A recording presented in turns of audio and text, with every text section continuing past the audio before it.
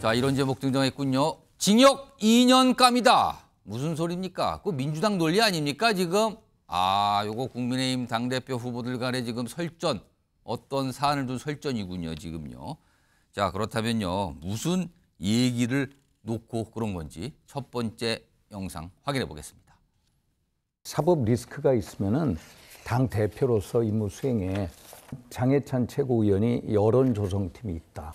또 민주당의 양문석 의원이 24개 조직적인 댓글 정황의 어떤 계정이 있다. 이런 식으로 하는데 아마도 민주당이 이 문제를 가지고 특검을 요구할 것 같아요. 말씀하신 것처럼 하다가 민주당의 양문석의 논리에 같이 편을 먹고 같은 당의 당대표 후보를 공격한다? 그래서 일단 저는 논리가 이거야말로 아니라 지금 댓글팀 같은 새로운 것들이 올라오게 되면요.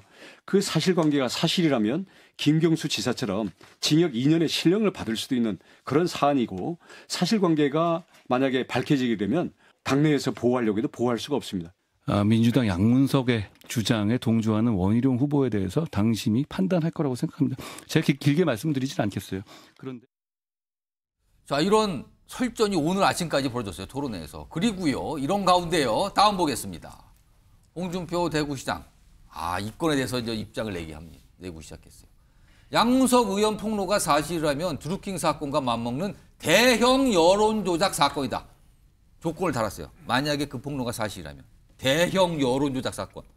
이런 세력 정치권에서 박멸해야 된다. 지금 여기 특정 후보가 주인공처럼 돼 있잖아요, 지금요. 근데 홍준표 대구시장 이 표현을 쓰는 거예요. 하나 더 보겠습니다.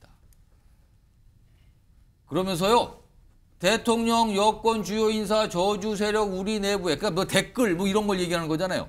우리 내부에 있다면 이건 뭡니까? 능지처참해야 할 일이다. 특검이라도 도입해야 된다. 이렇게까지 나갔습니다. 김주욱 전 청와대 행정관? 네. 이게 국민의힘 당대표 경선 과정에 나온 의혹 제기가 한동훈 후보의 사법 리스크 이렇게 되는 겁니까? 지금 특검 얘기, 무슨 징역 얘기까지 나오고 있어요, 지금요? 제가 볼 때는 저건 수사를 해서 본질이 밝혀지지 않으면 끝까지 꼬리표로 붙을 수밖에 없는 내용이겠죠. 그냥 사법적 판결이 나온 내용이잖아요. 국정원 기무사 댓글 사건 유죄 판결 났죠. 그다음에 드루킹 사건 그것도 2년 유죄 판결이 났죠.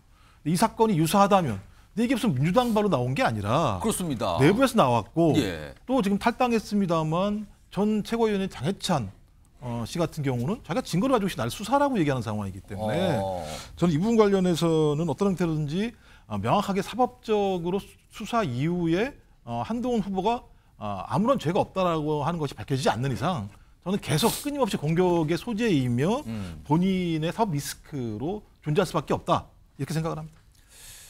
김기현 전 대통령실 부대변인, 이게 생각지도 못한 약간의 무슨 어떤 후보의 사법 리스크 이렇게 커지는 겁니까, 이게? 이거 어떻게 봐야 됩니까? 이 문제에 대해서 소위 말해서 관전하는 평? 소위 말해서 홍준표 시장 같은 경우도 전제가 있습니다. 이게 맞다면 그러니까 사실이라면 가정에서 출발을 하는 거고요. 한동훈 후보 측에서는 이거는 지지자들이 자발적으로 한 거 아니냐 이 부분에 대해서 얘기를 하고 있고 우선적으로 저희가 좀 짚어야 될 대목이 있습니다. 우선적으로 한동훈 후보의 말처럼 지지자들이 자발적으로 했다면 왜냐하면 팬카페들이 워낙 잘 돼 있고 팬덤이 있지 않습니까? 그런 관점에서 본다면 이게 소위 말해서 사설팀에서 뭔가 하는 부분이 있다거나 아니면 그 사이에 공무원이 개입을 했거나 그다음에 제일 문제가 되는 거는 한동훈 당시 법무부 장관이 이거를 인식하고 있고 지시하거나 이걸 보고받은 정황이 있다면 이 부분은 제가 볼 때는 수사를 해서 왜냐하면 우리가 국정원 댓글 통해서 그다음에 드루킹 사건을 통해서 민주주의에 있어서의 어떤 이 여론이란 것들은 굉장히 주대한 걸 인식하고 있는 거 아닙니까? 그래서 저는 지금 선에서 지금 이게 문제가 있다 없다를 나서기에는 우리가 알고 있는 팩트가 제한적이기 때문에 만약에 문제가 된다면 우리가 원하든 원하지 않든 야당에서 이거를 공세적으로 아마 문제 제기를 할 것이기 때문에 저는 결과가 나올 거라 봅니다. 사실요. 지금 원희룡 후보가 이 얘기 집중적으로 최근에 토론에서 하고 있거든요. 근데 앞서서는 다른 장해찬 전 최고위원이 먼저 제기를 했고요. 그리고 홍준표 대구시장이 약간 거기에 약간 가세가 나타난 모양인데 장해찬 전 최고위원 입장도 좀 나온 게 있네요. 보겠습니다. 내용 보겠습니다. 자, 여기 보시면요. 한동훈 후보를 향해서 말 빙빙 돌리지 말고 자신 있으면 정면으로 들어와라. 자신 있으면 직접 고소하세요. 지금 과거 고소 많이 했잖아요. 이런 반응까지 보이고 있고요. 홍준표 시장이 오늘 또 하나 더 반응이 보인 게 있네요. 그 내용도 좀 보겠습니다. 우리 당에는 지도자감이 많은데 어쩌다가 수다쟁이들이 설치고 있는지 참 안타까워. 어떤 후보를 겨냥해서 저런 말을 한 거죠. 자, 지금 이 건이요. 어제도 그렇고 오늘도 그렇고 토론을 통해서 이 건에 대해서 특검 얘기, 그리고 지금 민주당이 추진하고 있는, 민주당이 밀어붙인 다른 특검과 또 비교하면서까지 또 설전이 벌어졌어요. 들어보시죠. 한동훈 특검, 민주당 그리고 조국혁신당에서 추진하려고 하는데요. 사법적으로 처벌을 앞둔, 수감을 앞둔 사람의 개인적인 한풀이다. 그 최상병 특검, 대통령께서 수사를 받더라도 뭐 나올 게 없기 때문에 수사를 해야 한다고 한다면 한동훈 특검도 마찬가지 아닙니까? 지금 말씀하시는 그런 내용들은 원희룡 후보께서 민주당이 말하는 그런 억지 주장에 대해서 올라타고 계시잖아요. 최상병 특검은 혐의도 지정이 되지 않았는데 민주당이 주장하는 그 흐름에 일단 내맡기고 본인이 관련된 한동훈 특검은 안 된다. 항아리에서 꽃감을 빼먹는 모습이 아닌가. 자, 한동훈 제가 질의하겠습니다. 질문 제가 질의하겠습니다. 뭐 동의율이 비슷하던데 제가 질의하겠습니다. 56.6% 그거 받으실 건지 지금 여기서 모르겠습니다. 그렇게까지 말씀하시는 거는 정말 당내 내부 총질이라고 볼 수밖에 없지 않을까요? 아니에요. 여기서 같이 놓고 본다고요? 댓글 특검이다 보니까 또 56.6%가 나왔더라고요. 그러면 최장병 특검도 60%인데 그러면 그런 논리라면 우리가 그냥 원칙 없이 끌려가야 그럼 제가 된다는 여쭤보겠습니다. 얘기잖아요. 그러면 한동훈 그러니까, 특검을 의회에서 추진하실 겁니까? 저는 얘기했잖아요. 안 받는다고. 알겠습니다. 한동훈 특검 얘기가 후보들 입에서 나오고 있는 겁니다. 지금 상황. 여기에 대해서 또 전당대회 이후의 상황을 또 걱정하시는 분들이 있어요. 뭐 야당 얘기 좀 하면서 들어보시죠. 댓글팀을 운영한다고 의심을 받을 만한 일이 있다면 그에 대해서는 검증할 필요는 있다고 봐요. 뭐 전당대회 기간 중에는 뭉개고 넘어갈 수 있겠지만 결국에는 이 부분에 대해서는 제대로 검증이 필요하리라고 생각합니다. 지금 야당에서 제기하고 있는 저 문제에 대해서 그냥 나는 그런 거 없다. 존재하지 않는다라고만 이야기하기에는 계속 또 의혹을 제기할 거 아니에요. 박상수 국민의힘 인천소가 당협위원장 나와 계신데요. 만약에 가정해 보겠습니다. 한동훈 후보가 당대표가 되더라도 이 이른바 댓글팀 의혹과 관련해서 야당에서 계속 문제 제기를 할 거 아닙니까? 그러니까 법조계에서는 그 3인 성호를 막는 원칙이 있어요. 전문 법칙이라는 원칙이 있는데 이게 뭐냐면 남한테 들은 얘기를 가지고 증거로 내세울 경우 그 증거는 증거 능력이 없습니다. 그러니까 예를 들어 예전에 생태탕 사건이나 아니면 청담동 그 술자리 사건 같은 것처럼 누가 그랬다고 하더라라는 이야기 카더라를 가지고 증거를 내놓으면 그것만 가지고는 증거 능력으로 삼을 수 없는 전문 법칙이라는 게 있어요. 자, 야당에서 계속 공격을 해온다고 한다면 우리는 이재명 대표의 손가역을 얘기하면 됩니다. 우리 손가락 혁명군 기억하시는지 모르겠지만 이 손가락 혁명군이 정말 댓글을 열심히 쓰셨죠. 그리고 이재명 대표가 직접 전 대표시죠. 손가락 혁명군에 대해서 SNS에 쓰신 글도 있어요. 자, 그러면 자발적으로 쓰는 글들이 손가락 혁명군과 뭐 얼마나 그 차이가 있는지, 손가락 혁명군에는 혹시나 문제가 있는 게 없는지 이런 부분을 함께 살펴볼 수도 있는 사안입니다. 뭐 이런 거 가지고 정말 이렇게까지 우리 전당대회 안에서 하고 민주당에 또 내응해 가면서 민주당의 양문석 의원이 얘기하니까 거기에 내응해 가면서 뭐 같이 이렇게 하고 비당원이 던지면 민주당 의원이 받고 그걸 우리 당대표 후보가 이야기하는 이러한 모습들 별로 그렇게 좋게 보이진 않습니다. 자, 민주당 소속이신 강성필 민주당 국민소통위 부위원장. 지금 가만히 보면은요.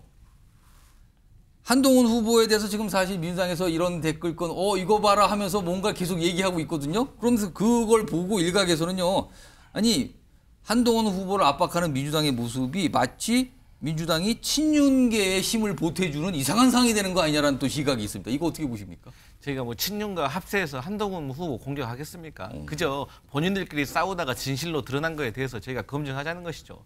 우리 박상수 변호사님 말씀하셨잖아요. 검증을 해야 된다고. 전원 증거 별 필요가 없다고 하셨는데 그런 차원에서 민주당 양문석 의원이 한번 봤잖아요. 그러니까 24개 수상한 계정을 살펴봤는데 얘네들이 6만 개의 댓글 정도를 달았다는 거 아니겠습니까? 근데 그중에 하나는 이 하나의 계정에서 18,000개 정도의 댓글을 달았다는 거예요. 근데 이 댓글 같은 경우는 일정한 패턴과 IP 주소 여러 가지 글의 스타일이 있습니다. 그렇게 반복적으로 나타나기 때문에 수사하면 금방 드러납니다. 그렇기 때문에 말씀하신 것처럼 이게 아직은 의혹 수준이기 때문에 우리 한동훈 그 후보 같은 경우는 고소고발 좋아하시잖아요. 그러니까 이런 거 빨리 고소고발하시라고 털어내야죠. 안 그렇겠습니까? 그래서 저희가 수고스럽지 않게 조금 도와드릴 수도 있다 이런 말씀 드리겠습니다. 박성수 위원장이 뭐 반론을 하실 것 같은데요? 그냥 손가락 혁명군 송가역에 특정 계정 한 20개 정도를 조사를 해봐도 저는 좀 뭐 비슷한 결과가 나오지 않을까라고 개인적으로 생각합니다. 알겠습니다. 뭐 그런 걸로 혐의를 두기 시작하면 끝도 없을 것 같아요. 알겠습니다. 지금 이게 생각지도 못한 상황으로 가서 지금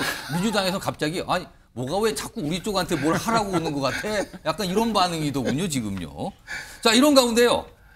이거 역시 갑자기 툭 나왔습니다. 의혹제기처럼 가고 있어요, 지금요. 자, 그 내용 확인해 보겠습니다. 법무부 장관으로서 이재명 대표 그 당시 구속 기소하겠다고 했는데 영장이 기각됐습니다.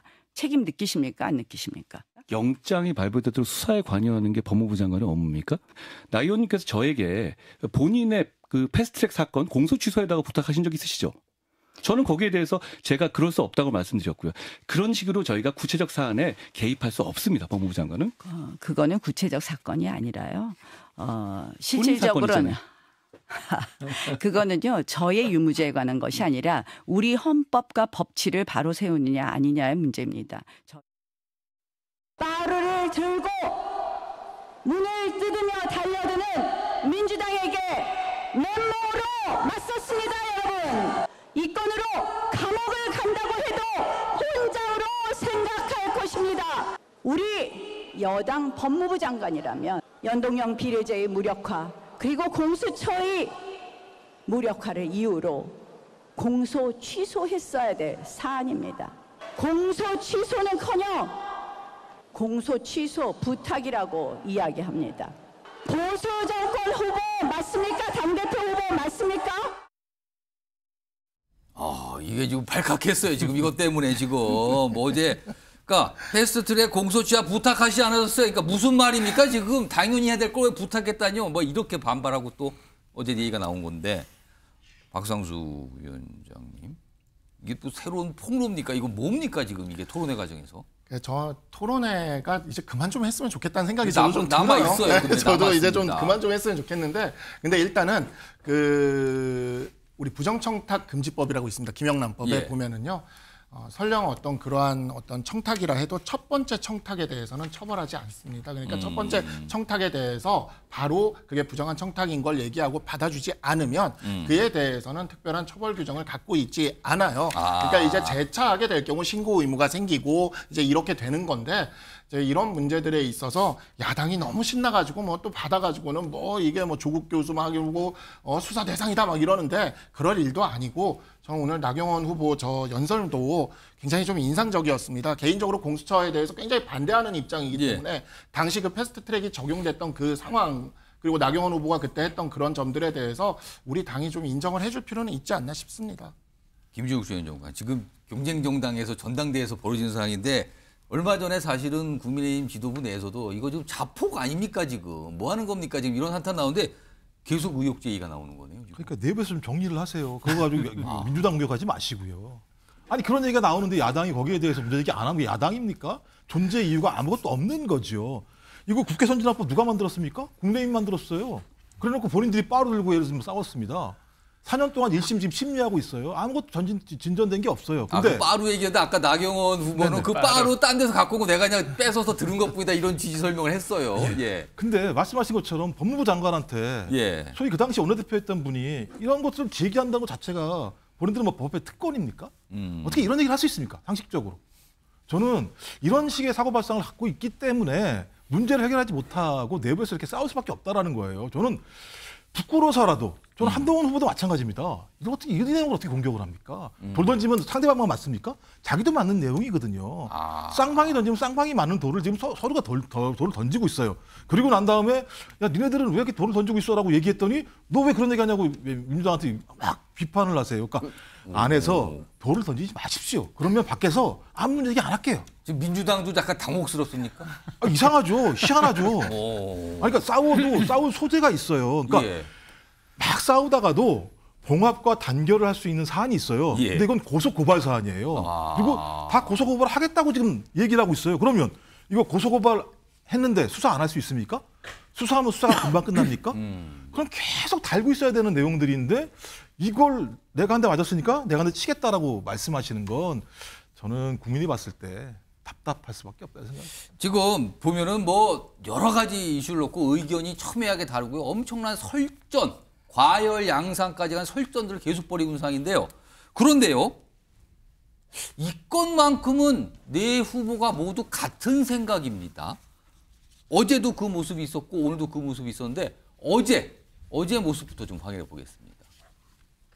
이 사안을 깔끔하게 정리하는 게 필요하다고 생각합니다. 지금이라도 사과하고 국민께 이해를 구하는 것이 지금이라도 사과하는 것이 오히려 저희가 털어버리고 간다는 면에서 바람직하다. 국가 지도자의 영부인이라면 국민을 먼저 생각해서 사과를 하면 국민들도 마음을 열게 될 겁니다.